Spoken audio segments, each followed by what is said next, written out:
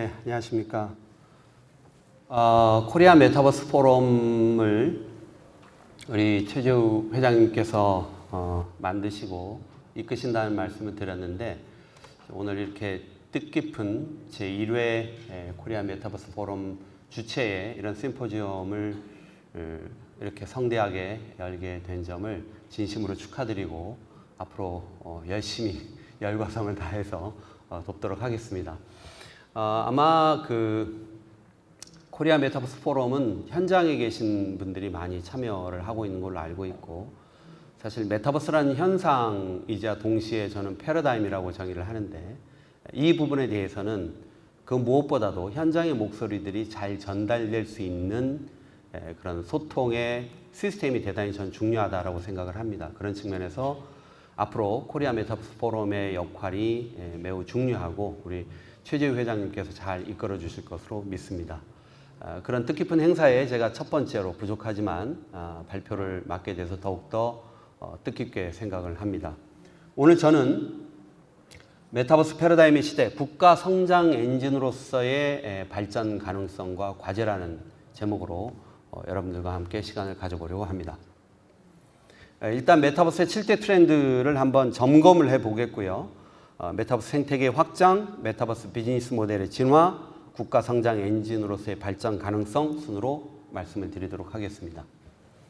올해 초에 저는 우리 전 세계 메타버스 산업의 큰 방향성을 좀 점검해보는 차원에서 7대 트렌드를 설정을 했습니다. 저 개인적으로 저희 박사 연구원들과 함께 한 7가지를 좀 추려봤는데, 이 7가지의 트렌드를 지금 점검하는 것으로 제 말씀을 시작하는 이유는 올 초에 비해서 지금 상당히 메타버스를 둘러싼 환경이 더 침체 일반도로 지금 좀 상당히 상황이 안 좋고요.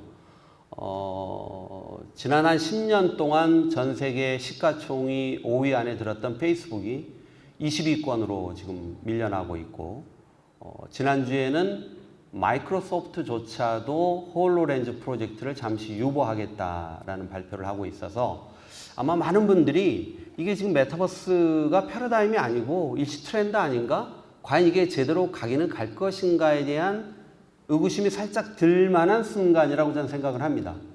그래서 저는 제가 제시했던 7가지 트렌드를 점검함으로써 이게 과연 패러다임이 맞는지 그렇지 않은지를 여러분들과 함께 살펴보고자 합니다. 첫 번째, 메타버스 지배 플랫폼을 둘러싼 경쟁이 가속화될 것이다. 페이스북이 사명을 메타로 바꾼 것은 일부 언론에서 주장하는 것처럼 마케팅적인 전략 차원은 아닙니다.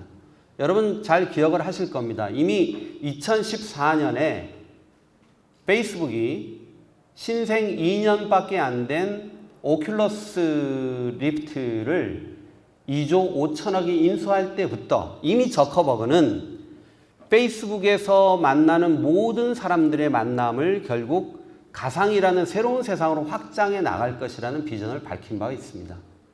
저커버그는 그 약속을 지킨 것이고요. 사명을 메타로 바꾸면서 2030년에 자신의 꿈을 완벽하게 이루겠다라는 비전을 만천하에 공개한 것이죠. 자, 그 당시에 그게 작년 10월이죠. 마이크로소프트는 우리는 페이스북처럼 저렇게 야심찬 계획을 가지고 있지 않다. 우리는 메타버스를 비즈니스의 수단으로 삼고자 하는 많은 회사들을 돕는 조력자 역할을 하겠다라고 밝힌 바 있습니다. 그런데 그것은 거짓말이죠. 올해 초에 마이크로소프트 역시 82조의 액티비전 블리자드를 인수하면서 사티아 나델라는 이렇게 얘기를 합니다. 게임이라는 것이 오늘날 모든 플랫폼에서 가장 역동적이고 흥미로운 엔터테인먼트 분야다. 그러면서 메타버스 플랫폼 개발에 이 액티비전 블리자드가 대단한 역할을 할 것이다. 나는 82조의 액티비전 블리자드가 가지고 있는 창의력을 샀다. 이렇게 얘기를 합니다. 마이크로소프트 역시 저는 메타버스에 대한 강력한 비전을 키워가고 있다고 생각을 합니다. 여기에 이제 애플이 뛰어들고 있고요. 소위 전 세계 빅테크 기업 중에 우리는 메타버스를 하지 않겠다라고 선언한 기업은 하나도 없어요. 오히려 역으로 이 어려운 시기에도 굳건하게 메타버스에 대한 방향성은 옳다. 다만 여러 가지 경제적 상황 때문에 잠시 숨을 좀 고르고 가겠다. 이 정도로 우리가 해석을 하는 게 맞지 않을까 싶습니다. 여기 좀 업력이 좀 되신 분들 2010년 죄송합니다. 1991년 2년에 우리가 전체적으로 인터넷이 막 www 월드와이드 그 다음에 모자이크 기술에 기반한 웹브라우저를 중심으로 91년, 92년에 시작한 것이 2000년쯤 엄청나게 버블이 생겼잖아요. 2001년에 빵 하고 터졌죠. 그 2001년에 빵 하고 터질 때 많은 사람들은 인터넷이 허상이라고 믿었죠. 그런데 그거를 견뎌낸 기업들이 소위 웹 2.0이라는 새로운 그룹을 통해서 전 세계 경제를 지금까지 주도해 왔던 것이죠. 지금의 메타버스를 둘러싼 이런저런 노이즈와 약간의 의심찬 시선들은 저는 크게 염려할 수준은 아니다.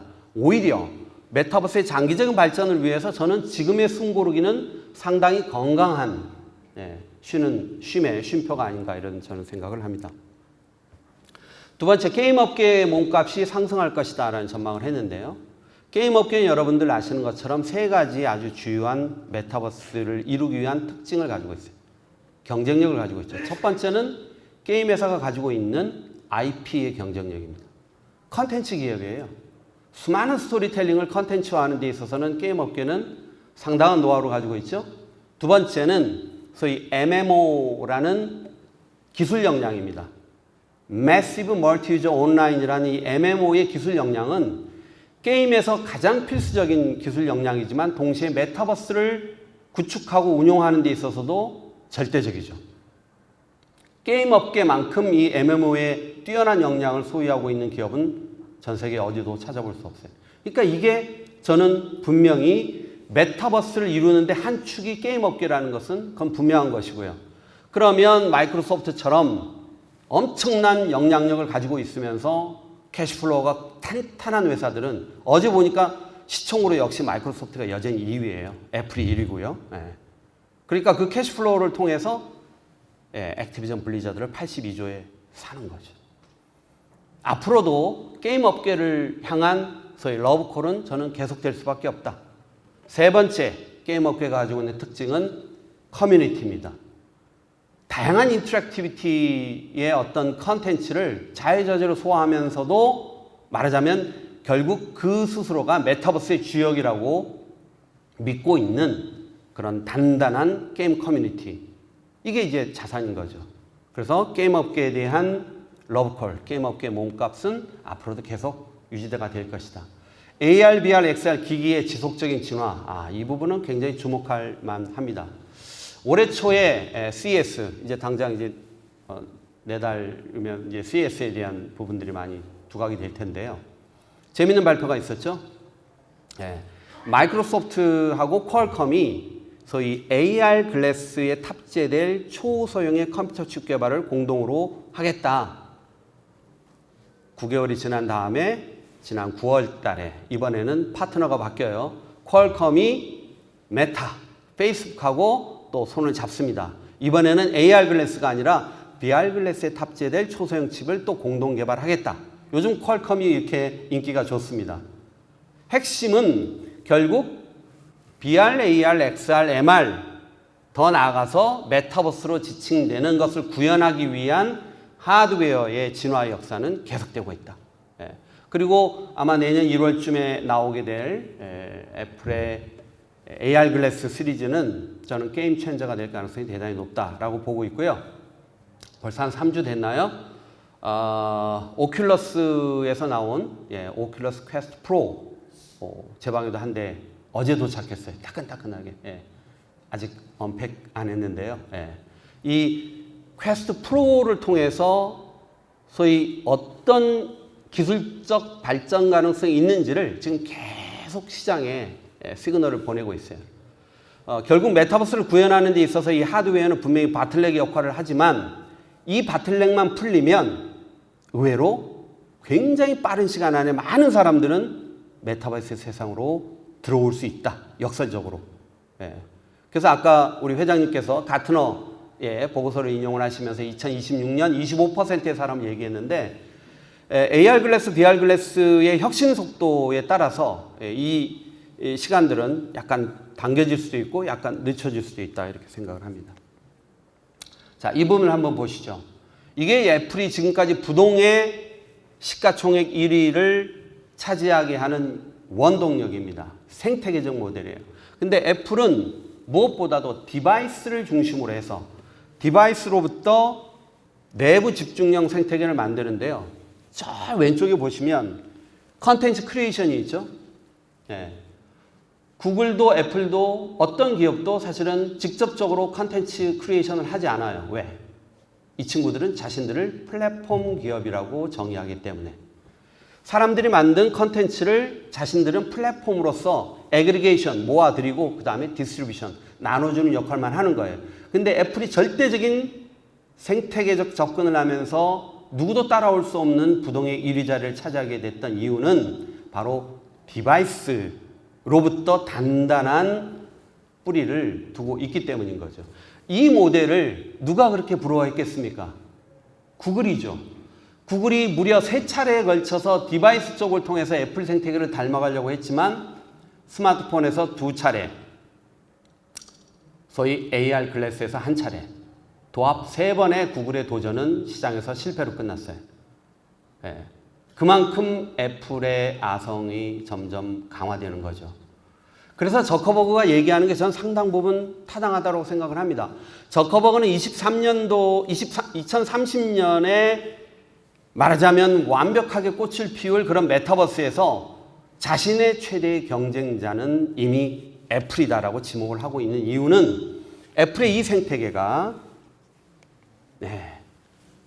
VR 글래스와 AR 글래스를 통해서 굉장히 빠른 속도로 애플의 영향력이 메타버스로도 전이될 것이다.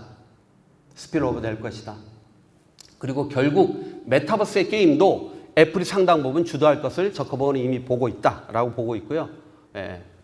애플이 본격적으로 들어와야지 사실 좀 게임이 재미있게 됩니다. 그렇죠? 네 번째, 메타버스에 대한 인력의 문제가 상당히 심각해질 것이다. 그래서 결국 이 인재를 키우는데 시간이 많이 걸리기 때문에 있는 인재를 뺏고 뺏기는 싸움이 치열하게 전개될 수밖에 없다. 여전히 전 유효하다고 생각을 합니다. 저도 메타버스 전문대학원을 국내 최초, 사실은 어떻게 보면 세계 최초죠. 1년에 저희가 키워낼 수 있는 인재가 한 60명밖에 되지 않아요. 그 중에서 풀타임 학생은 20명밖에 되지 않습니다. 정말 고급 인재를 키워내는 데는 많은 비용과 많은 시간이 소요가 됩니다. 그러다 보니 메타버스의 산업적인 소위 로드맵은 벌써 눈앞에 와 있고 사람은 없다 보니까 검증된 사람들을 벌써 빼앗고 뺏기는 싸움들이 벌어지고 있고요. 비단 이것은 우리나라의 문제뿐만 아니라 세계 시장에서 똑같습니다. 메타가 애플에서 한 100명 데려오면 애파가 보복전으로 또 임원 1명 빼오고 이런 일들이 벌어지고 있고요. 지금 시장이 잠시 주춤하기 때문에 창업으로 나갔던 사람들이 지금 잠시 접고 돌아와서 약간 숨통이 트인 것처럼 보이지만 근본적으로 인재 부족의 문제는 해결되지 않았다. 국가적으로 우리가 더 고민해야 될 부분이다라고 생각을 하고요. 스타트업의 역사는 여러분 뭐 너무나 잘 아실 겁니다. 그런데 메타버스라는 것은 이것은 또 다른 아이디어 기반의 창업이 이 생태계를 끌고 가는 그런 싸움입니다. 그래서 국가적으로도 이 메타버스의 창업 생태계를 어떻게 촉진시킬 것인가에 대해 많은 고민을 해야 되고요. 저도 우리 학생들한테 아낌없이 창업하라. 창업해서 실패하면 그 실패는 엄청난 자산이 될 것이다. 2000년의 창업의 패러다임과 지금의 2020년의 창업의 패러다임은 다르다. 오히려 실패한 경험을 갖고 있는 사람들을 기업은 눈여겨볼 것이다. 주저하지 말고 도전해라 라고 저는. 그 다음에 6번째 트렌드로 NFT 기반의 가상경제가 확장될 것이다. 여러분 재밌지 않습니까? 가상화폐가 폭락을 해요. 폭락할 수밖에 없는 상황입니다, 여러분. 가상화폐가 되려면 이게 돈이 막 풀려야 돼요.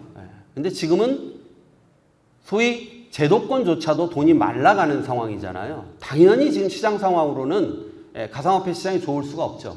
근데 이제 거기에 여러 가지 제도적 미비라든지 또 한두 가지의 돌출 사건들이 터지면서 이제 완전히 폭락 구조로 갔는데 이런 시장 상황 속에서도 NFT가 오히려 선전하고 있다. 이 6번째 예측은 정확하게 맞아떨어지고 있습니다.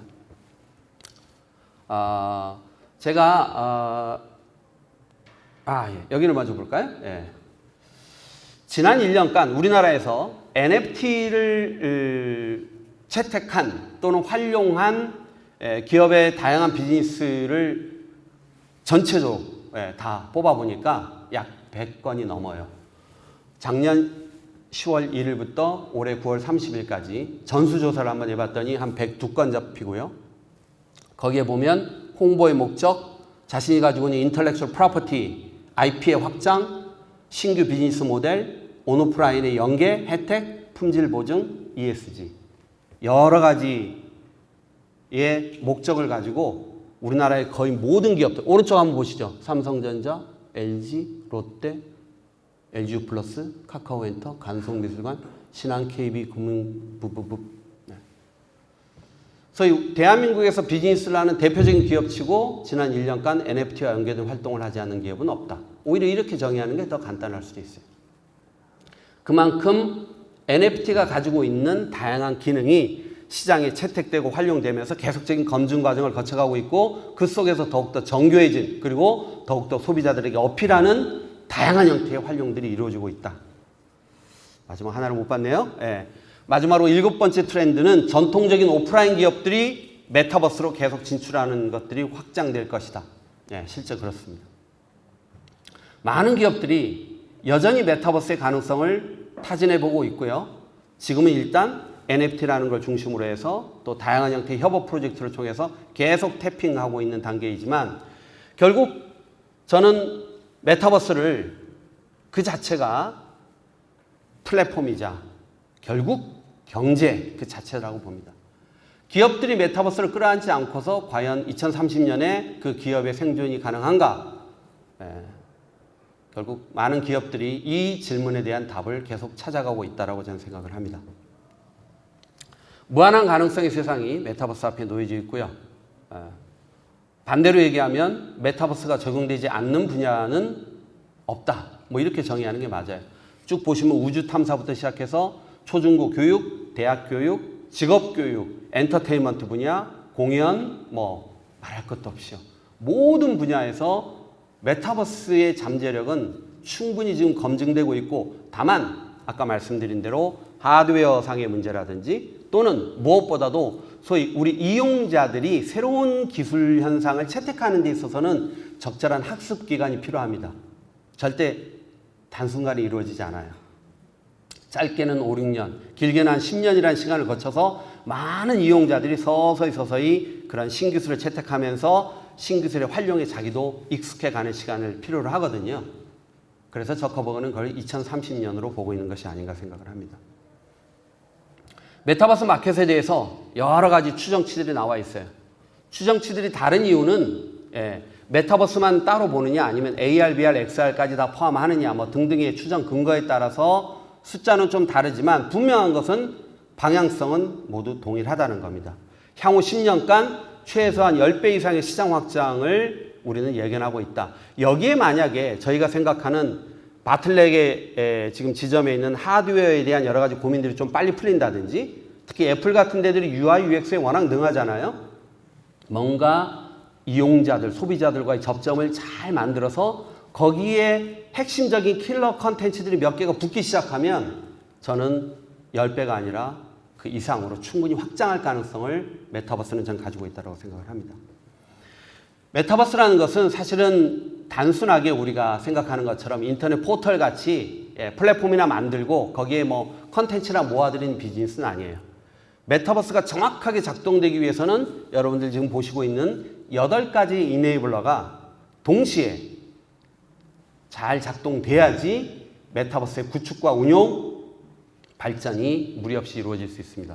뭘까요? 하드웨어, 네트워킹, 컴퓨팅 파워, 버추얼 플랫폼, 인터체인지, 툴즈 앤 스탠다드, 페이먼트, 컨텐트, 서비스 앤 에셋, 제일 마지막으로 유저, 비헤이비어까지. 이 8가지의 이네이블러들이 골고루 잘 작동이 될 때 이제 드디어 이제 메타버스가 꽃을 피우는 거예요. 그러니까 방향성은 맞지만 이 8가지 요소들이 제대로 잘 작동하기 위해서는 여전히 우리는 많은 R&D를 해야 되고 많은 협업을 해야 되고 킬러를 찾기 위해서 많이 고민을 해야 될 것이고 새로운 BM을 개발하기 위해서 더 노력을 해야 되는 거죠.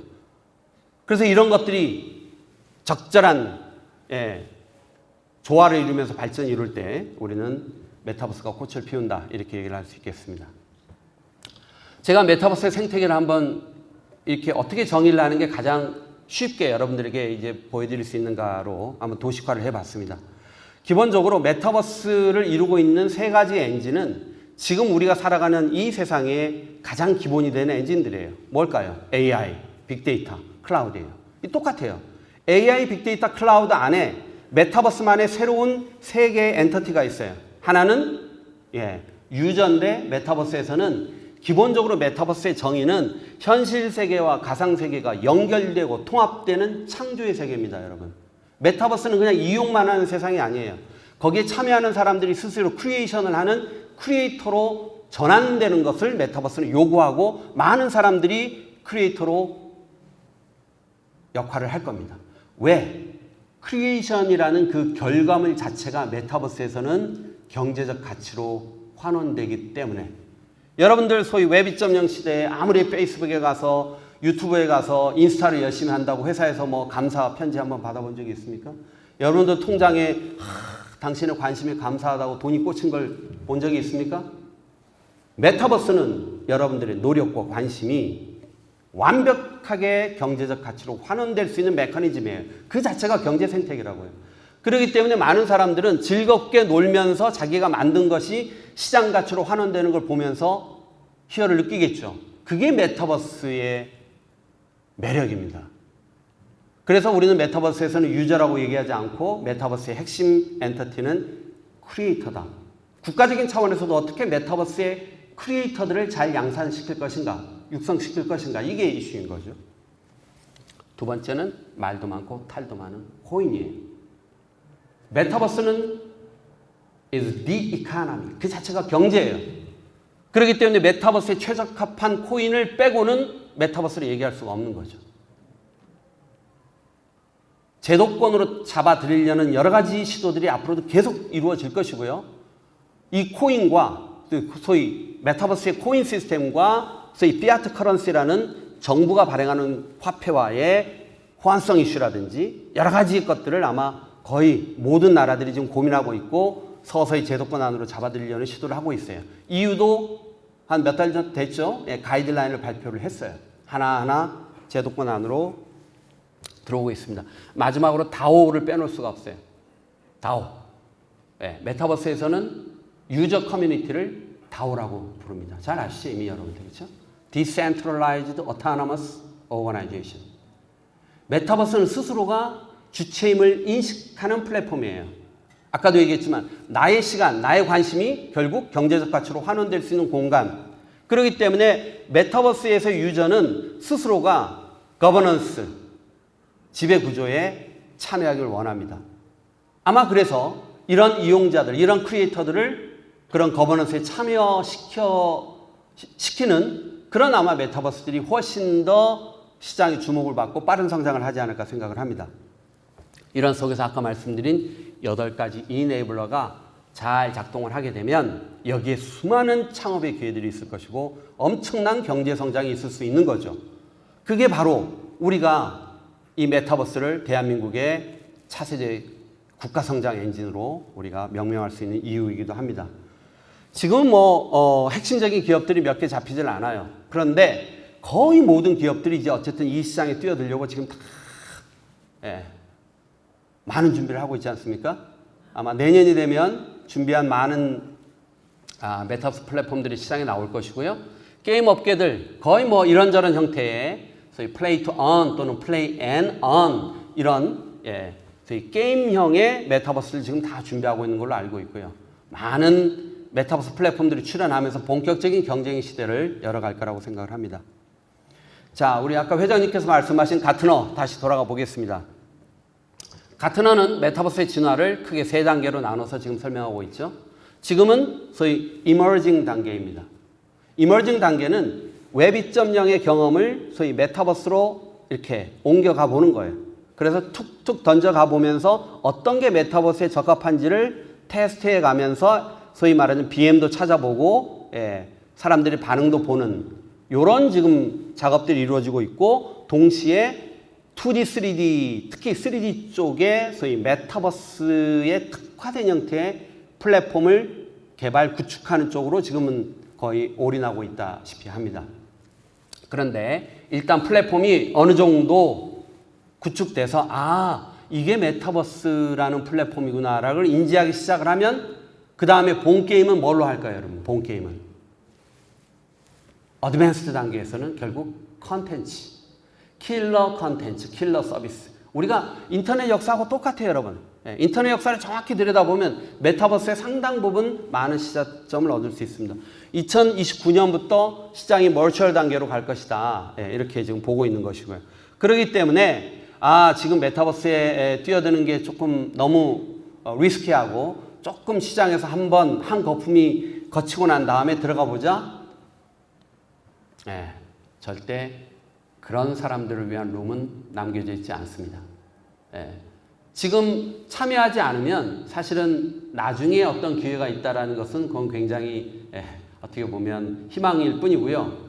지금부터 들어가서 치열하게 생존 과정을 같이 겪어가는 자만이 저는 승자가 될 것이라고 생각을 합니다. 그래서 결국 1단계에서 버추얼 플랫폼을 구축하거나 또는 페이먼트와 관련된 기반 인프라들이 잘 갖춰지게 되면 두 번째에서는 결국 컨텐츠, 두 번째 유저 비헤이비어, 세 번째 하드웨어, HMD와 같은 이런 하드웨어가 결국 승부를 가르지 않을까 이런 생각을 합니다. 마지막 단계에서는 결국 뭐가 될까요? 인터오퍼러빌리티, 호환성. 그 수많은 메타버스와 메타버스 간의 호환성 이슈가 분명히 제기가 될 거고요. 그 다음에 호환성 이슈가 제기가 되면 당연히 글로벌 스탠다드 이슈들, 이런 것들이 이슈가 됩니다. 그래서 각 단계별로 어느 쪽에 더 주안점을 둬야 될 것인지에 대한 것도 한번 이렇게 좀 정리를 해봤습니다. 광고 모델 또한 진화를 할 수밖에 없어요, 여러분. 지금 단계에서는 사실은 주로 SSAs, 땅을 팔아요. 여러분, 메타버스에 땅을 막 팔아요. 근데 실제 또 사는 사람이 있어요. 그런 SSAs, 뭐 NFT를 팔거나 땅을 팔거나 그렇죠. 그 다음에 사용하는 사람들한테 약간의 돈을 내게 하는 유지지 피 같은 것들, 또는 거래가 생겼을 때 거래 피를 좀 받는 브로커리지 피. 근데 결국 중간에 이 어드밴스드에서 저는 상당 부분 승자 구조들이 좀 결정이 될 거라고 보는데, 그 단계에서는 결국 뭐가 결정을 할까요? 저는 두 가지라고 봅니다. 다시 어쩔 수 없이 이 광고의 시장이 들어올 것이고요. 그 다음에 서브스크립션이라는 구독. 여러분 어떤 때 구독을 하시나요? 구독은 정말 킬러가 있을 때 구독을 해요. 그렇죠? 돈이 아깝지 않을 때. 그러니까 어드밴스드 스테이지로 갈 때 결국 킬러 컨텐츠와 킬러 서비스가 사람들로 하여금 구독으로 연결 지을 수 있느냐. 이게 만약에 구독으로만 넘어가기만 하면 저는 메타버스는 어드밴스드 단계에서 벌써 완벽하게 꽃을 피울 수도 있다. 시간을 당길 수도 있다라고 저는 생각을 합니다. 자, 국가 성장 가능성으로의 발전 가능성을 한번 정리를 해보겠습니다. 여전히 제가 아까 7가지의 올 초에 트렌드를 통해서 점검을 한번 해봤죠. 저 개인적으로는 여전히 메타버스는 유한 패러다임이다. 방향성 여전히 흔들리지 않는다. 이렇게 보고 있는 거고요. 그런 측면에서 메타버스가 가지고 있는 그 생태계적인 중요성을 생각하면 아까 8가지 이네이블러를 한번 생각해 보십시오. 하드웨어, 네트워킹, 컴퓨팅 파워, 그 다음에 버추얼 플랫폼, 페이먼트 들어가죠. 페이먼트. 이런 모든 요소들이 결국 우리 국가 성장을 위해서도 반드시 필요한 핵심 발전 요소들이라는 겁니다. 그러니까 메타버스 산업에서 승부수를 던지면 사실은 우리 국가 전체가 그 인프라로 인해서 엄청난 기회를 누릴 수 있다. 이게 우리가 메타버스를 차세대 성장 엔진으로 삼아야 되는 이유이기도 하죠. 그래서 메타버스는 차세대 미디어이자 플랫폼이자 그 자체가 경제다. 그래서 이 메타버스에 대해서는 상당히 생태계적인 접근을 할 필요가 있다. 컨텐츠, 플랫폼, 하드웨어. 이 세 가지를 다 가려면 이론적으로는 참 쉬워요. 정책으로 짜기도 쉬운데 이게 참 되지는 않습니다. 예. 저도 정책을 하는 사람이지만 이 세 개를 다 돌리려면 쉽지가 않아요. 그러면 좀 단계를 구분해 보자 이번에는. 그래서 일단은 컨텐츠와 플랫폼에 집중하는 전략을 통해서 자연스럽게 디바이스가 쫓아오는 전략을 해보자. 여기 혹시 삼성 관련된 관계자분이 계신지 모르겠지만 제가 2015년에 한국 VR, XR 관련된 그런 업체들을 모아서 한국 가상현실 산업협회를 만든 적이 있어요. 그때도 똑같습니다. 컨텐츠와 플랫폼과 디바이스를 연동하는 국가적인 생태계를 생각을 했는데 참 이상하게 그 삼성이 컨텐츠에 대해서 가지고 있는 생각은 한 2% 아쉽다. 오늘 공개된 자리니까 이 정도까지만 제가 말씀드리겠습니다. 그래서 어쨌든 지금은 플랫폼과 컨텐츠에 집중함으로써 자연스럽게 디바이스가 이렇게 연동되는 전략으로 가는 것이 저는 상당히 유효하다고 생각을 합니다. 외부 내부의 요인들을 한번 점검을 해보면요. 미국은 이미 메타버스라고 지칭하진 않지만 소위 메타버스가 되기 위해서 필요로 되어지는 핵심 기반 기술 요소들, 아까 말씀드린 AI, 빅데이터부터 시작해서 네트워킹, 컴퓨팅 파워, 반도체 등등 모든 요소를 국가의 핵심 기술 요소로 지정을 해서 국가가 전폭적으로 기술 R&D에 지금 올인하고 있어요. 여러분, 미국이 레이저 페어, 시장 방임주의라고 아예 알아서 하세요. 우리는 인비저블 핸드가 될게요. 그건 옛날 미국입니다, 여러분. 요즘 미국 달라졌어요. 쥐기살기입니다. 드러내놓고 합니다. 네. 자, 그런데 중국을 한번 보시죠. 중국이 참 재미있습니다. 요즘 참 재미있어요. 대한민국으로서는 참 감사할 일이고요. 중국이 뒤로 갑니다. 여러 가지 측면에서 뒤로 가고 있어요. 중국이 취하고 있는 메타버스의 전략을 보면 참 재밌어요. 하나는 앞쪽으로는 하드웨어 기기를 본격적으로 생산하겠다고 막 하는데 실질적으로 메타버스의 핵심이 되는 요소를 놓고 보면 특히 가상화폐라든지 이쪽은 완벽하게 불법화하면서 뒤로 가요. 근데 제가 아까 뭐라고 말씀드렸죠? 메타버스라는 것은 이 8가지 요소가 완벽하게 조화로울 때 생태계적인 발전을 이룰 수 있다고 했잖아요. 중국처럼 하드웨어만 앞으로 밀고 실질적으로 자신의 정체성, 자신의 경제의 어떤 정부, 공산당의 통제가 무력화될 수 있는 불안함이 있는 요소들은 철저하게 지금 제거시키고 있잖아요. 네. 이게 결국 이 정책적 엇박자 자체가 전 세계 메타버스의 글로벌 경쟁에서 중국을 상당히 말하자면 불리한 위치로 지금 내몰고 있다. 자, 그러다 보니 전 세계에서 사실은 메타버스를 가지고 미국의 주도권과 말하자면 맞짱을 뜰 수 있는 나라가 그렇게 많지 않습니다, 여러분. 이유? 현실적으로 여러 가지의 말하자면 구멍들이 있어서 쉽지 않고요.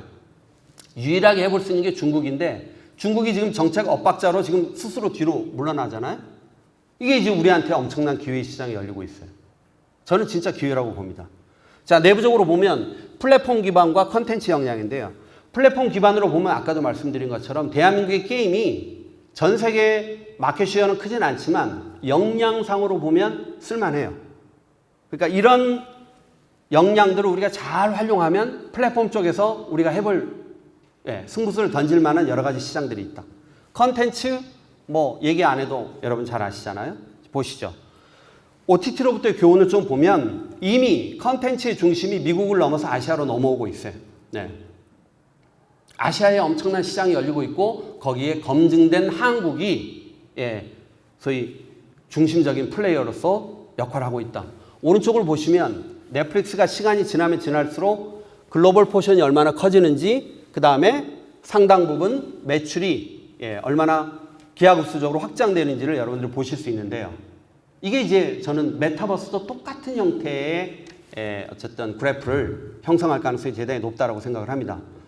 넷플릭스 속의 한국, 결국 넷플릭스가 한국에 들어온 것이 아니라 이제는 한국이 넷플릭스 안에 있는 거죠. 즉 고속도로라는 것은 일방이 아니잖아요.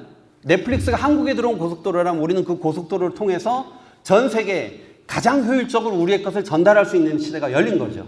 그래서 오징어가 되고 우영우가 되는 겁니다, 여러분. 이러한 컨텐츠 경쟁력을 우리는 충분히 메타버스를 통해서 꽃을 피울 수 있다라고 생각을 하는 거고요. 게임 업계도 지금 사실은 굉장히 매력적인 시장이지만 상당히 지금 정체되어 있고 돌파구를 찾지 못해서 상당히 지금 안타까운 상황이죠.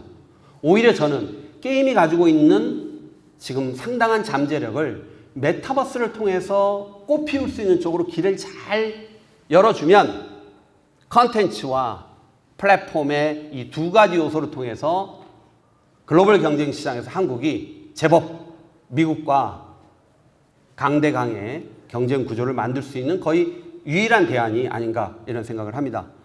인재 양성, 법제도 정비, 시민성 향상 이게 되게 중요해요. 시빌리티라는 요소, 기술 R&D, 표준 및 호환성, 벤처 생태계, 정부 차원에서 그리고 정부와 학계, 산업계가 머리를 맞대고 같이 고민해야 될 많은 이슈들을 가지고 있습니다. 그러나 우리는 늘 위기에 힘을 모아서 그 위기를 뚫어내고 새로운 기회를 만들어 왔습니다.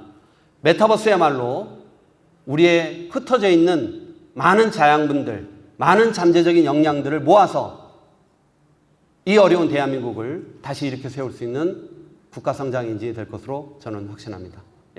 들어주셔서 대단히 감사합니다.